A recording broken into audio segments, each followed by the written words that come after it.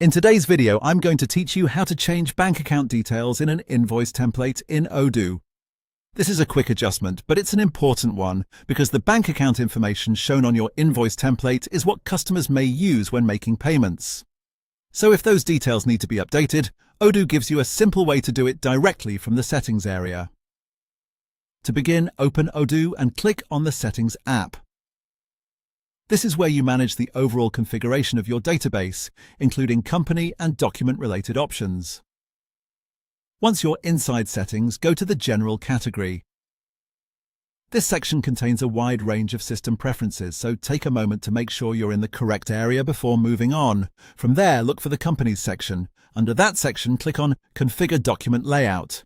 This is where Odoo lets you customize how your business documents appear, including invoices and other printed or shared templates.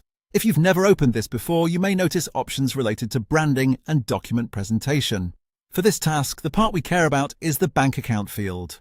Now, in the document layout window, you'll see a text field for your bank account details. This is the area that controls what appears on the invoice template.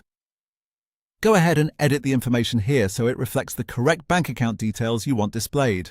As you make the change, it's a good idea to double-check the formatting and accuracy, since even a small mistake in banking information can create confusion for customers or delay payments.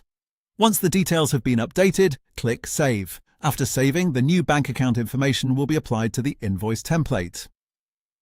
That means any invoices using that layout will now show the updated details, and that's it.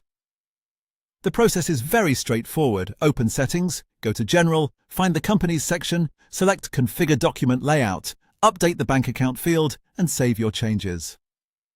If you're making this update in a live business environment, one helpful tip is to preview an invoice afterward just to confirm everything appears exactly as expected. That way, you can be sure the new information is clear and correctly placed on the template. That's all for this video.